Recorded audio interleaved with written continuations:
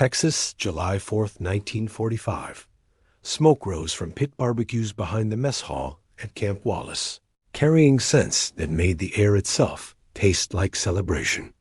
18 German women prisoners stood at the edge of the gathering, watching American soldiers and civilian volunteers prepare for Independence Day festivities. They smelled beef smoking over mesquite, pork ribs glazed with something sweet and tangy, chicken turning golden over open flames. Lena Becker, 34, from Berlin, felt her hands trembling. She hadn't tasted real meat abundant, properly seasoned, cooked with care rather than desperation in 4 years. None of them had.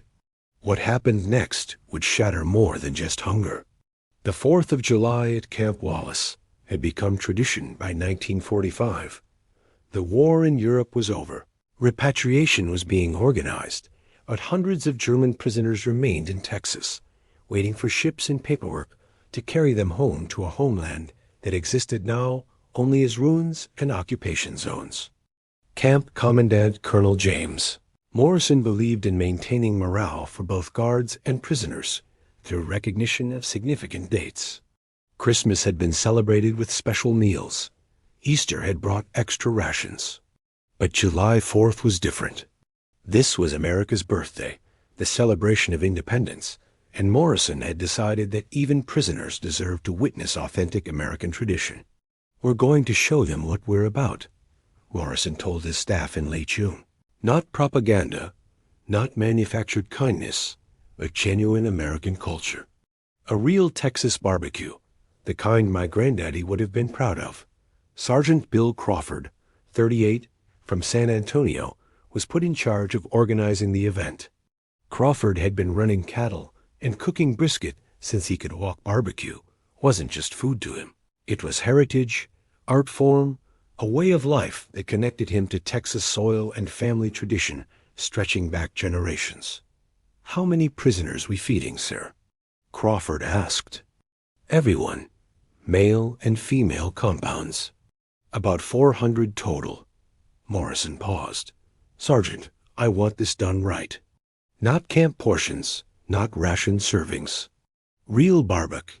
You the kind where people eat until they can't eat anymore, then eat a little more anyway." Crawford grinned. "Sir, you're speaking my language." The preparations took a week.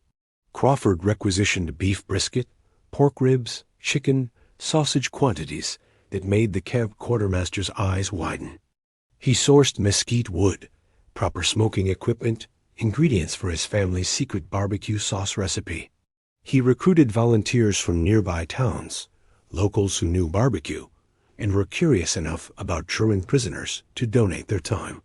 The female prisoners watched these preparations with a mixture of curiosity and confusion. They'd been at Camp Wallace since March, processed through various facilities after capture in the war's final months. Treatment had been fair Geneva Convention standards met and often exceeded, but they'd learned not to expect luxuries, not to hope for anything beyond adequacy. Lena Becker had become informal leader among the women, not through any official designation, but through natural authority born of experience and character. She was from Berlin, had worked in civil service before being conscripted into auxiliary services in 1944. Captured near Hamburg during the war's last days, she'd spent 2 months in British facilities before transfer to American custody. At 34, she was older than most female prisoners, carrying herself with dignity that imprisonment hadn't eroded. She'd seen Berlin burn under Allied bombing, watched the regime's promises crumble into rubble and defeat, emerged from war's end with clear-eyed understanding that everything she'd been taught was lies. "What are they preparing?" asked Ingrid Schneider, 26, from Munich. She stood beside Lena at the fence separating the women's compound from the main camp, watching soldiers dig enormous pits, stack cords of wood, maneuver steel drums converted into smokers. "Food of some kind," Lena replied. "Something that requires fire and smoke and more effort than normal camp meals. It smells ... double quotes, searching for words. It smells like before the war." Like when meat was abundant and cooking was celebration rather than survival. Margarethe Vogel, 42, the oldest of the female prisoners, joined them at the fence. She'd been a teacher in Hamburg, a widow whose husband died in North Africa, whose son was missing on the Eastern Front, whose life had been reduced to fragments held together by stubborn refusal to surrender to despair. "My father used to smoke meat," Margarethe said quietly. "Christmas, Easter, special occasions. The whole house would smell like this wood smoke and spices and fat, rendering slowly overheat. I'd forgotten that smell. Forgot it was possible." They watched in silence as preparations continued. Young American soldiers working alongside older civilians, everyone focused on the serious business of proper barbecue. The camaraderie was visible, jokes exchanged, techniques demonstrated, the easy interaction of people united by shared purpose and cultural tradition. "They're celebrating something," Lena observed. "Their Independence Day, July 4th. We learned about it in school, how American colonies rebelled against Britain, established their own nation. And we're invited to this celebration?" Ingrid sounded skeptical. Prisoners at the enemy's national holiday? So it seems. That evening, Colonel Morrison made an announcement through the interpreter assigned to the women's compound. The prisoners gathered in the mess hall, suspicious and curious in equal measure. "Ladies," Morrison began, the interpreter translating his English into German, "tomorrow is Independence Day, America's birthday, if you will. It's our most important national celebration, marking freedom, self-determination, the principles our nation was founded on." He paused, letting the interpreter catch up. "We've prepared a traditional Texas barbecue, a feast, not just a meal. You're invited to participate, to experience authentic American culture. This isn't propaganda, isn't a trick. It's simply a gesture of shared humanity, a recognition that even during wartime, some things transcend politics and conflict." The interpreter finished. The women exchanged glances, uncertain how to respond. "You'll eat as much as you want," Morrison continued. "There are no limits, no rations. It's a celebration of abundance, and abundance shared is abundance multiplied. Tomorrow, 1200 hours, you'll be escorted to the central field. Come hungry." July 4th arrived hot and cloudless, the Texas sky so blue it hurt to look at directly. By mid-morning, smoke from the barbecue pits had created a haze that settled over Camp Wallace like blessing, carrying scents that made mouths water and stomachs remind their owners how long it had been since a proper meal. Sergeant Crawford had been working since midnight, tending fires, adjusting heat, monitoring meat that had been smoking for hours. Brisket needed low and slow 12 to 14 hours over mesquite smoke until the fat rendered and the meat achieved that perfect combination of crust and tenderness that defined Texas barbecue. Ribs required different technique, higher heat, frequent basting with sauce, attention to timing so they finished just right. By noon, everything was ready. Tables had been set up in the central field-long wooden structures covered with red and white checkered cloths, the kind that signaled celebration rather than institutional efficiency. American soldiers were already gathering, excited for food that transcended camp rations, for a taste of home in the middle of nowhere. The male prisoners were brought in, first 300 men who'd spent months or years in American captivity, watching war end from behind wire fences, waiting for repatriation that seemed perpetually delayed. They approached the barbecue cautiously, uncertain despite Morrison's assurances that abundance was real. Then the female prisoners arrived. 18 women walking across the compound toward smoke and celebration, guarded but not restricted, wearing the gray prisoner uniforms that made them invisible from a distance, but could not hide their humanity up close. Lena led them, walking with measured dignity despite nervous anticipation. Behind her, Ingrid, Margarethe, and 15 others whose names and stories varied, but whose circumstances were identical. German women captured during war's end, processed through bureaucracy, deposited in Texas, waiting. The serving line was simple but overwhelming. Long tables laden with meat briskets sliced thick, ribs glistening with sauce, chicken golden and crispy, sausage split and charred. Side dishes that seemed impossible in their variety: potato salad, coleslaw, beans slow-cooked with bacon, cornbread still warm from ovens. Desserts visible on another table: pies, cakes, cookies that looked homemade rather than institutional. "Lord have mercy," Ingrid whispered in German, staring at food that contradicted years of rationing and scarcity. Sergeant Crawford stood behind the serving line, massive tongs in hand, grinning with the pride of someone who knew his craft and understood exactly how good the food was. He saw the German women approaching, recognized their hesitation, understood without translation what they were experiencing. "Come on up, ladies," he called out, gesturing toward plates stacked at the line's beginning. "Don't be shy. We got plenty, and then some." The interpreter translated. Lena moved forward first, picking up a plate that felt substantial in her hands: real ceramic, not tin, warm from being stacked. She stepped to where Crawford stood behind the brisket, watching him slice through meat that seemed to fall apart under its own weight. "How much?" she asked in halting English. Crawford's grin widened. "Darlin', that's not the right question. Right question is, how hungry are you?" He loaded her plate with brisket, 4 or 5 slices, each one thick and glistening with fat and smoke. Then ribs, 3 bones that still steamed. Chicken, a thigh and drumstick. Sausage, 2 links split down the middle. Lena stared at her plate. This was more meat than she'd seen in 6 months combined. More than her family in Berlin had eaten in the final year of the war. More than seemed possible or proper or real. "Sides are down there."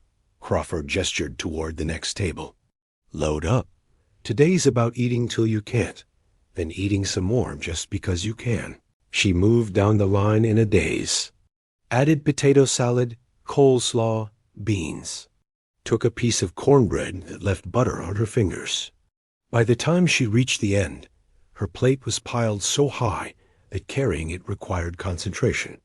The other women followed, each one receiving the same generous portions, each one staring at loaded plates with expressions mixing disbelief, gratitude, and something deeper, the dawning realization that abundance wasn't theoretical, that the enemy they'd been taught to hate was feeding them better than their own government ever had. Tables had been designated for different groups: male prisoners in one section, female prisoners in another, American personnel in a third.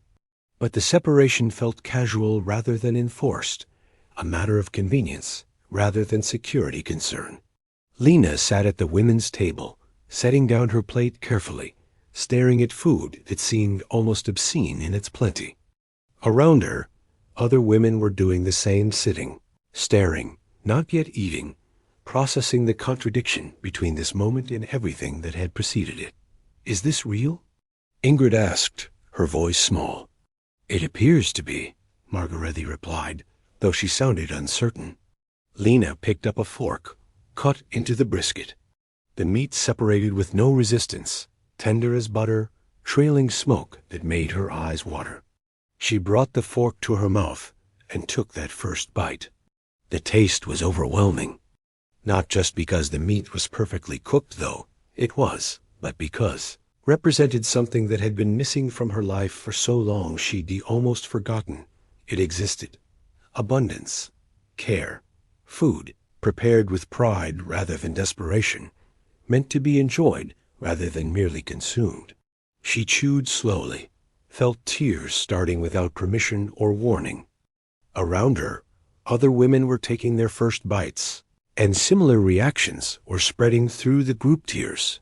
Gasps, hands over mouths, eyes closing in something approaching religious experience. Ingrid bit into a rib, sauce coating her fingers, fat and meat and smoke combining into flavors she'd forgotten existed. She started crying immediately, not delicate tears, but full sobbing, her shoulders shaking, one hand clutching the rib while the other covered her face. "It's so good," she managed between sobs. It's so impossibly good.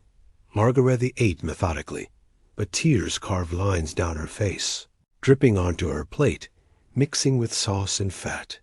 She didn't wipe them away, just kept eating, kept crying, kept experiencing food that contradicted every propaganda lie about American deprivation and German superiority.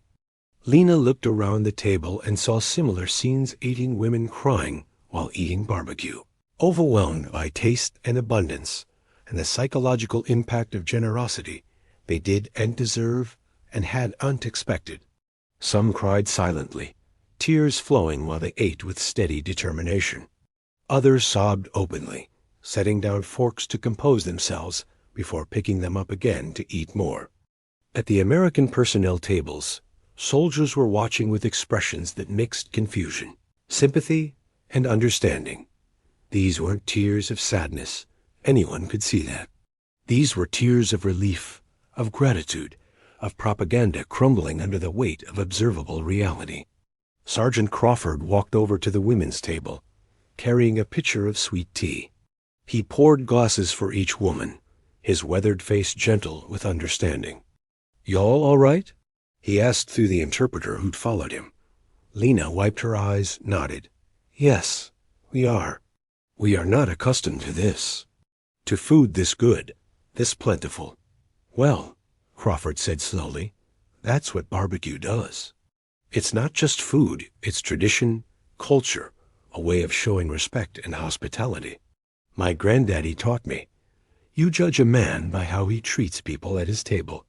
Rich, poor, friend, enemy, don't matter. You feed them right, you feed them well, you show them what abundance looks like." The interpreter translated. Lena absorbed these words, understood they represented philosophy as much as cooking technique. "In Germany," she said carefully, "we were told America was weak, that you were starving, desperate, unable to sustain your war effort.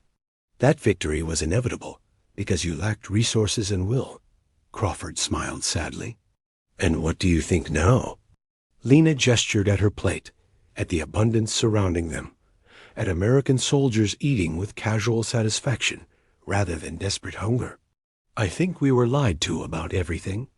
After 30 minutes of eating, something remarkable happened. Ingrid stood up, her plate somehow empty despite having been piled impossibly high. She walked toward the serving line with determination that bordered on desperation. Sergeant Crawford watched her approach, saw her tear-stained face, understood what she was about to ask before she said it. "More?" Ingrid said in broken English, holding out her plate. "Please, sir, give us more?" Crawford's expression softened. "Honey, you can have as much as you want. That's the whole point." He loaded her plate again, more brisket, more ribs, more of everything. Ingrid took it with both hands, staring at abundance that proved itself real through repetition. Then something even more remarkable happened. Other women started standing, forming a line, plates in hand, voices mixing German and English into a chorus that transcended language. "More, please. Mehr. Bit. Can we have more? Give us more." The last came from Margaretha, the reserve teacher from Hamburg, who'd approached the line with tears still streaming down her face, holding her plate out like offering or prayer. "Give us more," she repeated in clearer English, emphasis on each word. Not demanding, not entitled, but pleading, begging for this abundance to continue, for this moment to last, for this contradiction of propaganda to prove permanent rather than temporary. Crawford and his volunteers loaded plates again and again. The women returned to their table, ate, cried, returned for more. It became pattern, cycle, ritual eating until full, then eating more anyway, because the food was there and real and represented everything they'd been denied for years.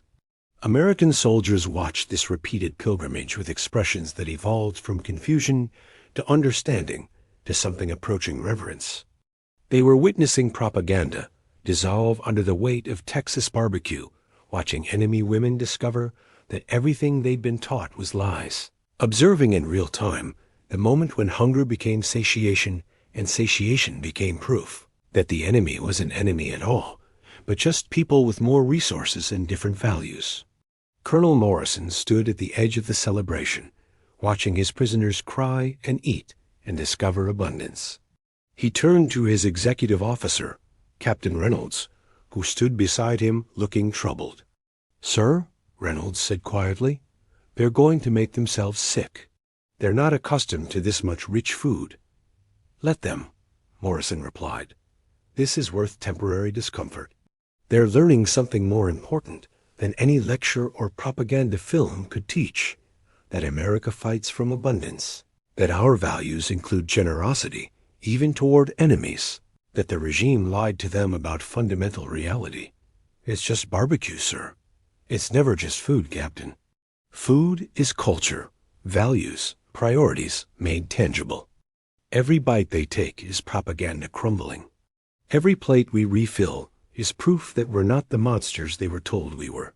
By the time the feast wound down 3 hours after it began, the women had made the journey to the serving line an average of 4 times each. They'd eaten quantities that would have seemed impossible at the meal's start, stomachs distended, hands sticky with sauce, faces tracked with tears that had finally stopped flowing but left marks behind. They sat at their table in satisfied exhaustion, experiencing fullness that bordered on discomfort, but was worth every moment of it. Around them, American soldiers and male prisoners were similarly satiated. The entire camp existing in that post-feast state where movement seems impossible and consciousness drifts toward food coma. Sergeant Crawford approached the women's table one final time, carrying a box. "We got pie," he announced through the interpreter. "Pecan, apple, cherry. Y'all got room for dessert?" Lena looked at the other women, saw expressions that said they were impossibly full, but also unwilling to let this abundance end. She turned back to Crawford and smiled genuine warmth that transformed her face, made her look younger than 34, made her look human rather than defeated. "Yes," she said in careful English, "we have room. We will always have room for this." Evening brought relief from heat, the sun setting in spectacular colors that painted the Texas sky orange and purple and red. The feast had ended, tables had been cleared, but prisoners remained in the central field, sitting in small groups, talking quietly, processing what had just happened. The women sat together, stomachs uncomfortably full, spirits lighter than they'd been in years. Margaretti had procured coffee from somewhere, real coffee, strong and hot, and they passed cups around, sipping carefully, extending the celebration through caffeinated companionship. "I ate until I couldn't eat anymore," Ingrid said, stating the obvious, because sometimes obvious truths need speaking. "And then I ate more anyway, and the Americans kept giving it to me, smiling, encouraging, acting like my hunger was their problem to solve. That's what broke me," said Anna Mueller, 30, from Frankfurt. She'd been quiet during the feast, crying silently while eating, returning for seconds and thirds with mechanical determination. Not the food itself, but their attitude about it. The generosity that seemed reflexive rather than calculated. Like feeding us was natural, expected, something they did because that's who they are. Lena nodded understanding. In Germany, everything became scarce. Food, fuel, basic supplies. The regime told us this was because enemies were blockading us, because the world was jealous of German success, because sacrifice was necessary for victory. She gestured toward the now empty serving area. But this ... this proved the scarcity was choice. The regime created deprivation as control mechanism. Americans have abundance and share it freely. We had potential abundance, and the regime hoarded it, rationed it, used it to maintain power through managed desperation. "My husband used to say that," Margaretti said quietly, "before they took him. He said the regime survived by keeping everyone desperate, by making people compete for scraps, by turning neighbors against each other through manufactured scarcity. He said true civilization was measured by how a society treated people when resources were abundant, not how it managed when everything was scarce. What happened to him? Anna asked gently. They took him in 1938. He de-criticized local party officials in his classroom, just teaching actual history instead of propaganda. Someone reported him. He was sent to... They said it was re-education. We never saw him again. Margaretha's voice was flat, affect removed, the way people talk about traumas too large to fully process. My son was 13. He learned to never question, never criticize, never think too independently. The regime taught him fear as curriculum. Silence settled over the group. Each woman carried similar stories family members lost. Friends disappeared. The slow accumulation of trauma that came from living under a system that demanded absolute loyalty and punished doubt with disappearance. And yet here we are, Lena said finally. Enemies of America, fed by Americans better than our own government ever fed us. Treated with dignity we didn't deserve.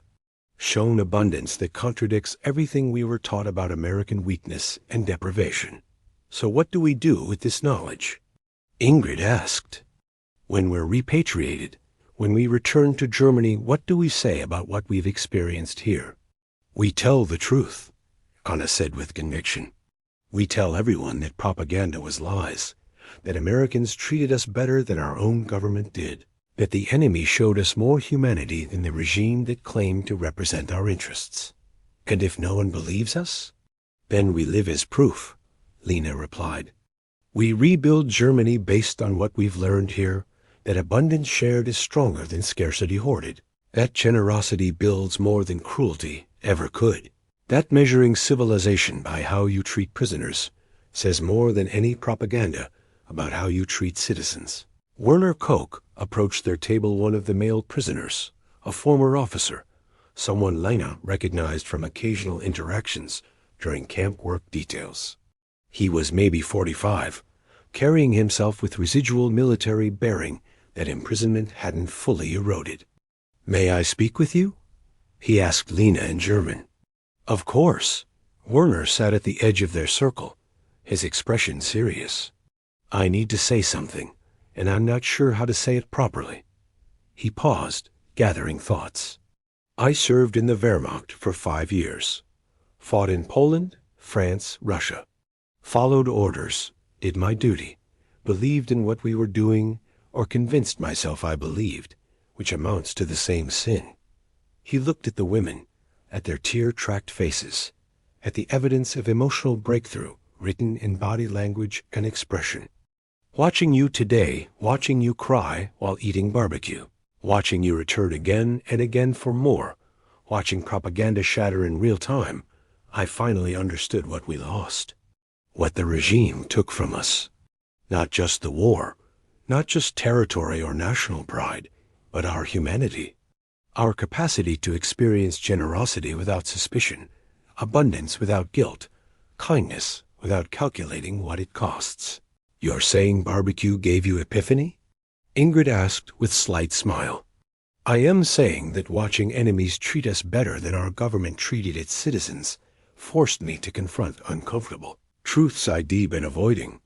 Werner's voice was raw with honesty. We were lied to about everything. But worse, we participated in those lies. We spread them, enforced them, punished people who questioned them. And the price of that participation was becoming people who could recognize genuine kindness when it was offered. Margaretha spoke gently. So what do we do? Those of us who survived, who learned better too late, who carry guilt for participation even when participation was coerced. We rebuild, Werner said. Not just Germany's buildings and infrastructure, but German character. We teach the next generation that strength isn't conquest, that civilization isn't domination, that true power is having abundance, and choosing to share it freely rather than hoard it desperately. Lessons from Texas barbecue, Anna mused. Who would have thought? The best lessons come from unexpected sources, Lena said. And today taught us something that books and lectures never could, that the enemy wasn't Americans. It was the ideology that made us view them as enemies. That the true threat wasn't external invasion, but internal corruption of values. That losing the war might have been the only way to win back our humanity. As full darkness settled, someone started musica harmonica playing American folk songs, simple melodies that transcended language barriers. Soldiers were singing, prisoners were humming along, the celebration continuing despite physical exhaustion and overfull stomachs. Colonel Morrison had ordered that prisoners could remain in the central field until 2,200 hours and extra 3 hours beyond normal protocols, allowing the celebration to extend into evening, giving everyone space to process what had happened. Sergeant Crawford found Lena sitting slightly apart from the main group, looking up at stars that seemed impossibly bright in the Texas darkness. "Mind if I sit?" he asked through the interpreter, who'd been shadowing him all day. "Please." Lena gestured to the ground beside her. They sat in comfortable silence for a moment. Then Crawford spoke, his Texas drawl softened by genuine curiosity. "Can I ask you something?" "Of course." "Today, when y'all were eating, when you kept coming back for more, the crying, the emotion, the way it seemed like more than just food. What was that about?" Lena considered how to explain years of deprivation, propaganda, and psychological manipulation to someone who'd never experienced any of it. "Have you ever been truly hungry?" she asked. "Not skip lunch hungry, but genuinely uncertain where your next meal will come from? Days without proper food hungry?" Crawford thought about Depression-era childhood, about lean years even in Texas. Some, yeah. Not like war hunger, probably, but I've known empty. Then you understand that hunger isn't just physical. It becomes psychological. You start thinking about food constantly, dreaming about it, building entire fantasies around imagined meals. Food becomes the thing you're missing, the evidence that the world has gone wrong, the promise that maybe someday things will be better. She paused, finding words for experiences that resisted language. In Germany, the last 2 years especially, we were perpetually hungry.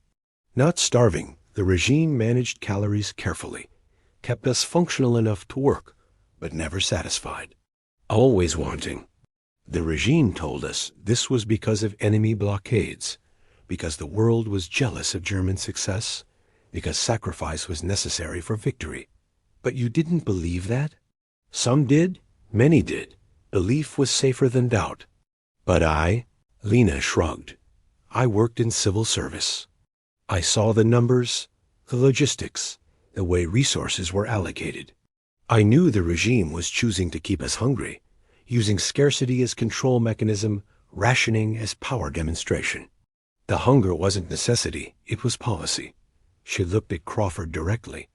And then today, endless meat, cooked with care, given freely to prisoners who'd fought against America. No rationing, no limits, no calculation of who deserved what portion based on loyalty or productivity. Just feed everyone until they're satisfied, then feed them more because abundance shared is better than abundance hoarded. Crawford nodded slowly. My granddaddy used to say, you can judge a civilization by what they do when they have plenty. Poor times, everyone rations, everyone struggles together. But plenty? That's when you see what people truly value. Do they hoard, protect their abundance, keep others desperate? Or do they share, recognizing that fed neighbors are better than hungry ones, that security comes from raising everyone up rather than keeping everyone down? Your granddaddy was wise. He was a simple man who cooked good barbecue and believed in treating people right. But yeah, I suppose that's a kind of wisdom. Crawford smiled. So when y'all were crying, it was about more than just good food? It was about propaganda shattering, Lena said. About realizing we'd been lied to comprehensively. About discovering that the enemy we'd been taught to fear and hate was actually generous and kind. About understanding that the deprivation we'd suffered was choice rather than necessity. She paused, then continued. It was about grief for what we'd lost, years of hunger that didn't have to happen. A war fought for lies. A system that kept us desperate to keep us controlled. And it was about hope that if Americans could treat enemy prisoners this well, maybe the post-war world would be better than the wartime world we'd been enduring. That's a lot to get from barbecue, Crawford observed. That's because barbecue isn't just food, Lena replied, echoing his earlier words. It's values made tangible, culture demonstrated through action, philosophy you can taste. They sat in silence again, watching other prisoners and soldiers interact with decreasing formality, barriers dissolving in the aftermath of shared abundance. What happens to you? Crawford asked. When repatriation comes, back to Germany, to rubble that used to be Berlin, to family I hope survived, but may not have, to a country that doesn't exist anymore, except as occupied zones and reconstruction projects. Lena's voice was matter-of-fact. But I'll carry this with me. Today, this barbecue, this lesson in abundance and generosity. I'll use it to help rebuild Germany into something better than what the regime destroyed. That's ambitious. That's necessary. Germany can't rebuild by pretending the regime was aberration, that we were all innocent victims. We have to acknowledge participation, learn from it, build something fundamentally different, based on values that prioritize human dignity over national glory. Crawford pulled something from his pocket, a small piece of paper. This is my family's barbecue sauce recipe. Been passed down 4 generations. My granddaddy to my daddy to me. I'm giving it to you? Lena took the paper, surprised. Why? Because food is culture, and culture is worth preserving and sharing. Because you understand what this means better than most Americans do. Because I think you'll use it to build something good. He smiled. And because someday, maybe, there'll be barbecue in Germany. Maybe even Texas style. And if there is, I hope it'll be because you remembered today and passed along what you learned. Lena folded the recipe carefully, tucked it into her pocket like treasure. Thank you. For the recipe, for the food, for treating us like human beings rather than just prisoners. That's just basic decency, Crawford replied. Shame it seems remarkable to you that enemies got fed well. That's what makes it remarkable, Lena said. That you see it as basic rather than exceptional. That generosity is your default rather than your compromise. July 5th arrived with collective indigestion. 18 German women woke with stomachs that protested yesterday's abundance, with physical discomfort that was worth every moment of the feast that caused it. But something else had changed too. The women gathered for morning roll call with different energy, less defeated, more hopeful, carrying themselves with residual dignity that yesterday's treatment had restored.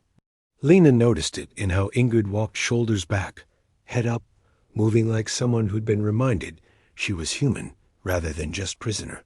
She noticed it in Margarethi's face lines of grief, still present, but softened by something approaching peace. She noticed it in herself, a lightness that bordered on dangerous, a hope that survival might lead somewhere better than just continued survival. The morning meal was standard camp fare oatmeal, bread, coffee. After yesterday's feast, it seemed impossibly bland, but no one complained. They ate quietly, efficiently, already processing yesterday's lesson that abundance was real but not constant. That celebration was punctuation rather than permanence. Colonel Morrison visited the women's compound mid-morning, seeking Lena specifically. She met him at the administrative building, curious what would warrant Commandant's personal attention. Miss Becker, Morrison began through the interpreter, I wanted to ask about yesterday, about the reaction among the women. The tears, the emotion, the repeated requests for more. I need to understand if we caused distress or if the response was something else. Lena chose words carefully. Sir, the response was gratitude mixed with grief. Gratitude for generosity we didn't deserve and hadn't expected. Grief for what that generosity revealed, that our deprivation wasn't necessity but choice, that the regime kept us hungry as control mechanism, that years of suffering could have been avoided if our government had valued abundance over power. Morrison nodded slowly.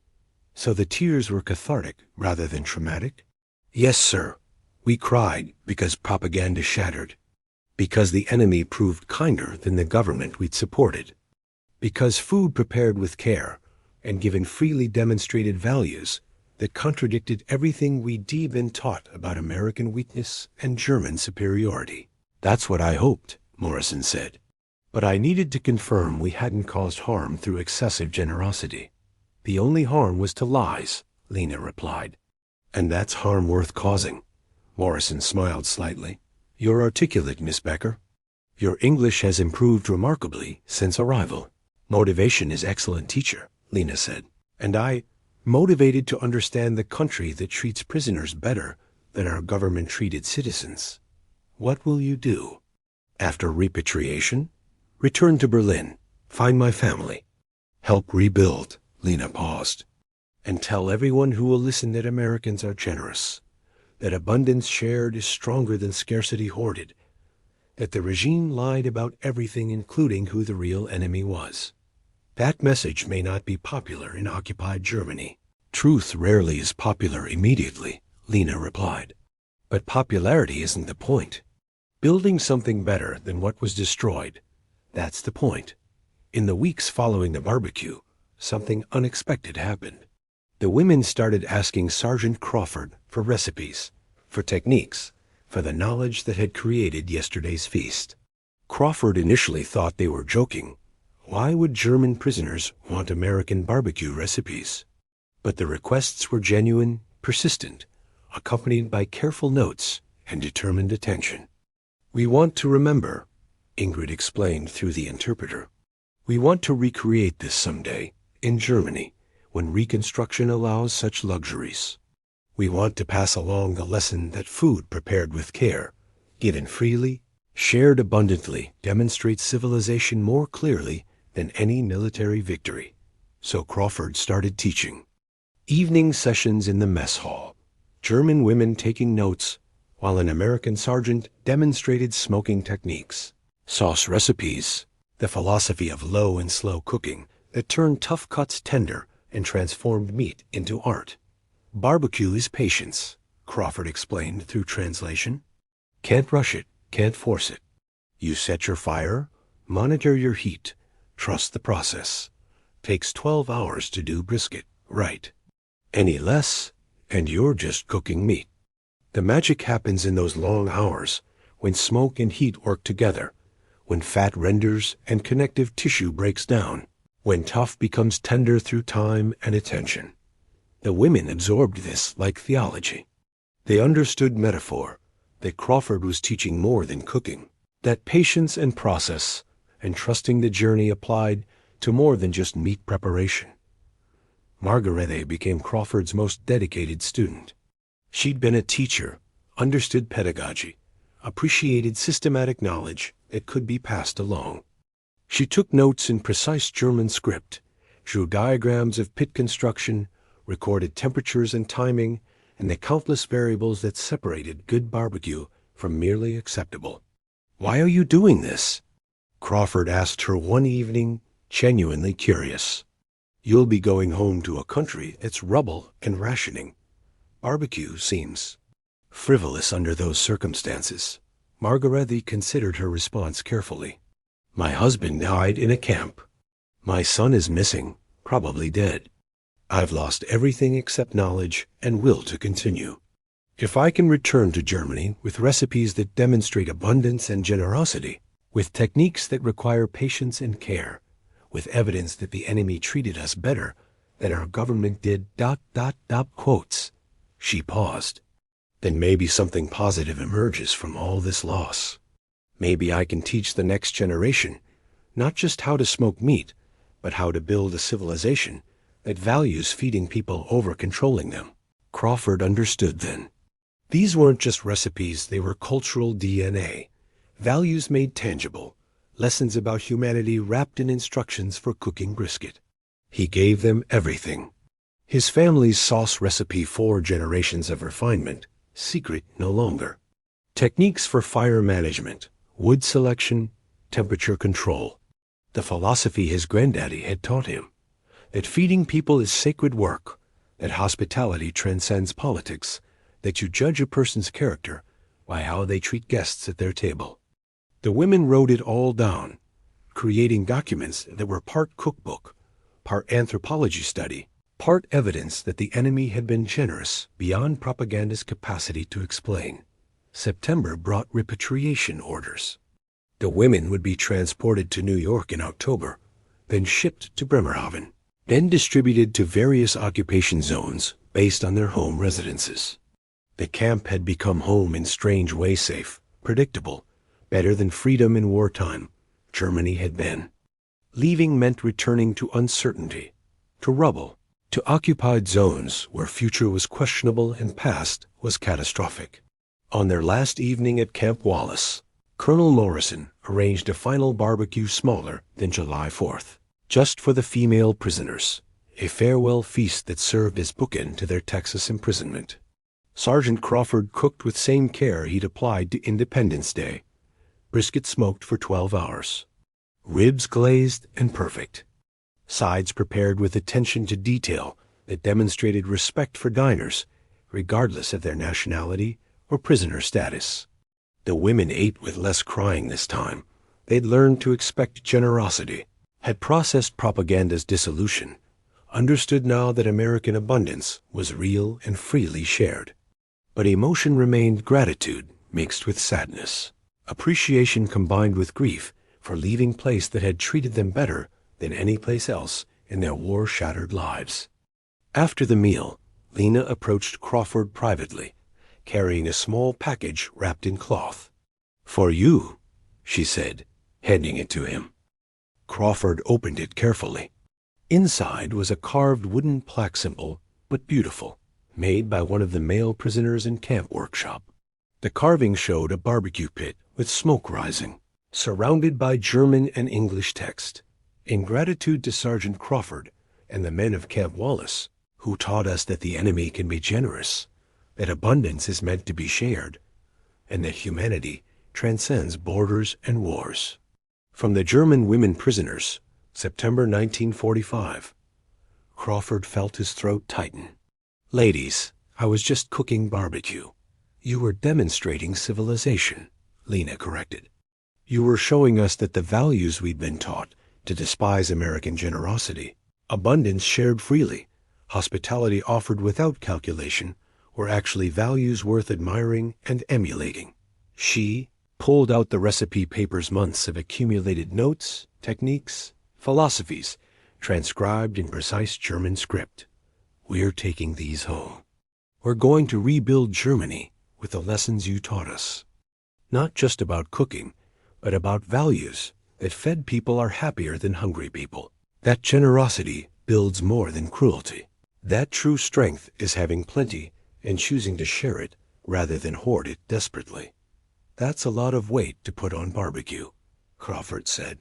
"That's because you understand barbecue is never just about meat," Lena replied. "It's about culture, values, what a civilization prioritizes when resources are abundant. And you prioritized feeding everyone well, treating prisoners with dignity, sharing abundance freely. Those priorities matter more than any propaganda about who won which battle." The next morning, trucks arrived to transport the women to the train station. They gathered their few possessions, clothes, letters, the recipe notebooks that had become precious beyond any material value, and prepared for departure. Crawford and other camp personnel lined up to say farewell. The women moved down the line, shaking hands, exchanging words made awkward by language barriers, but clear in their sentiment. "Thank you. Goodbye. I will remember. You changed me. This mattered." When Lena reached Crawford, he handed her a small package. "Mesquite seeds," he explained. "For when Germany rebuilds enough that you can plant trees. Takes years before they're big enough to provide smoking wood, but mesquite is patient like that.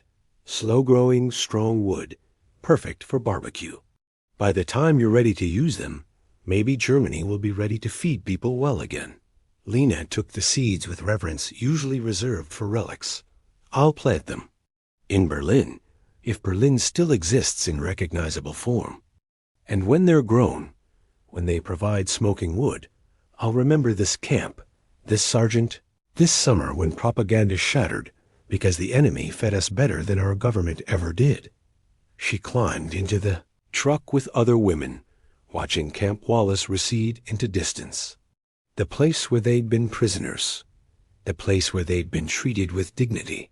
The place where crying over barbecue had taught them more about civilization than any textbook or propaganda film ever could.